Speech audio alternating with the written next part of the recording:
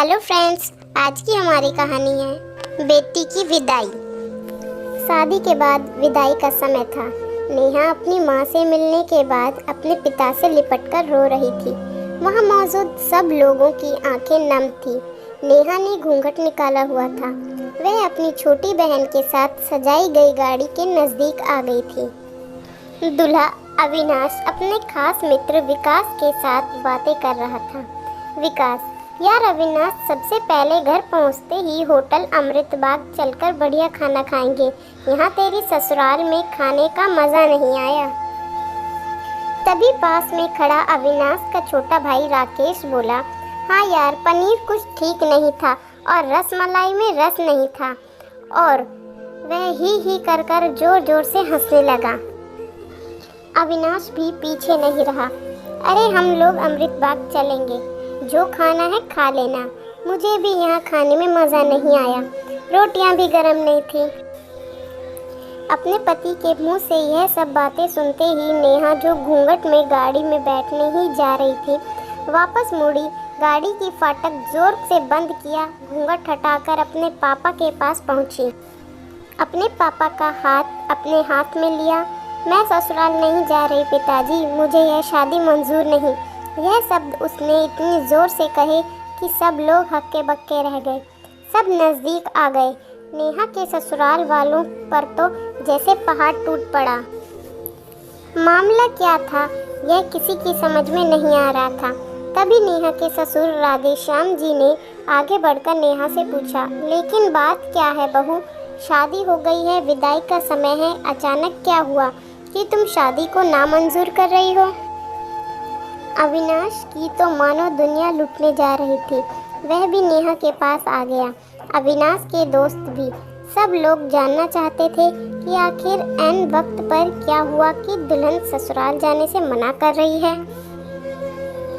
नेहा ने अपने पिता दयाशंकर जी का हाथ पकड़ रखा था। नेहा ने अपने ससुर से कहा, बाबूजी, मेरे माता पिता ने अपने सपनों को मारकर हम बहनों को पढ़ाया लिखाया व काबिल बनाया है। आप जानते हैं एक बाप के लिए बेटी क्या मायने रखती है? आप व आपका बेटा नहीं जान सकते, क्योंकि आपकी कोई बेटी नहीं है। नेहा रोती हुई बोली जा रही थी, आप जानते हैं मेरी शादी के लिए व शादी के बारातियों की आवाभगत में कोई कमी ना रह जाए, इसलिए मेरे पिताजी 1 साल से रात को 2-3 बजे तक जागकर मेरी माँ के साथ योजना बनाते थे। खाने में क्या बनेगा, रसोईया कौन होगा। पिछले 1 साल में मेरी माँ ने नई साड़ी नहीं खरीदी, क्योंकि मेरी शादी में कमी ना रह जाए।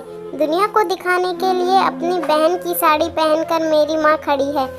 मेरे पिता की इस 150 रुपए की नई शर्ट के पीछे बनियान में 100 छेद हैं। मेरे माता पिता ने कितने सपनों को मारा होगा, ना अच्छा खाया ना अच्छा पिया। बस एक ही ख्वाहिश थी कि मेरी शादी में कोई कमी ना रह जाए। आपके पुत्र को रोटी ठंडी लगी, उनके दोस्तों को पनीर में गड़बड़ लगी व मेरे देवर को रसमलाई में रस नहीं मिला। इनका खिलखिलाकर हंसना मेरे पिता के अभिमान को ठेस पहुंचाने के समान है। नेहा हाँफ रही थी। नेहा के पिता ने रोते हुए कहा, लेकिन बेटी, इतनी छोटी सी बात। नेहा ने उनकी बात बीच में काटी। यह छोटी सी बात है पिताजी? मेरे पति को मेरे पिता की इज्जत नहीं। रोटी क्या आपने बनाई? रसमलाई पनीर यह सब केटरर्स का काम है। आपने दिल खोलकर व हैसियत से बढ़कर खर्च किया है। कुछ कमी रही तो वह केटरर्स की तरफ से। आप तो अपने दिल का टुकड़ा, अपनी गुड़िया रानी को विदा कर रहे हैं। आप कितनी रात रोएंगे क्या मुझे पता नहीं? माँ कभी मेरे बिना घर से बाहर नहीं निकली। कल से वह बाजार अकेली जाएगी, जा पाएगी?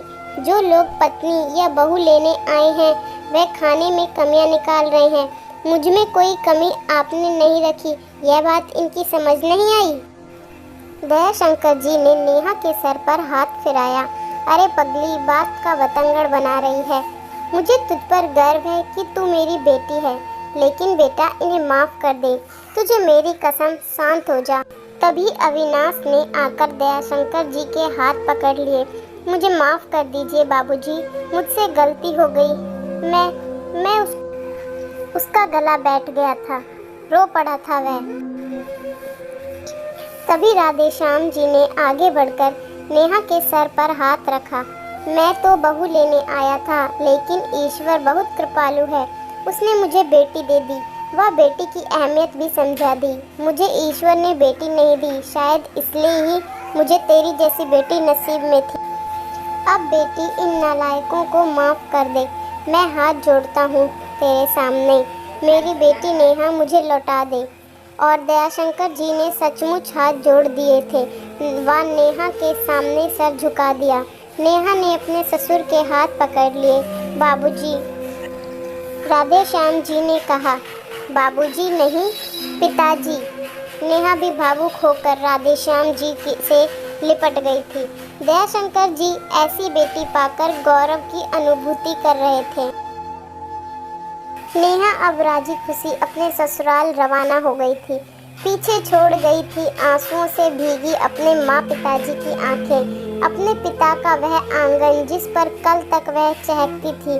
आज से इस आंगन की चिड़िया उड़ गई थी किसी दूर प्रदेश में और किसी पेड़ पर अपना घरौंदा बनाएगी। बेटी माँ बाप का अभिमान व अनमोल धन होता है, पराया धन नहीं।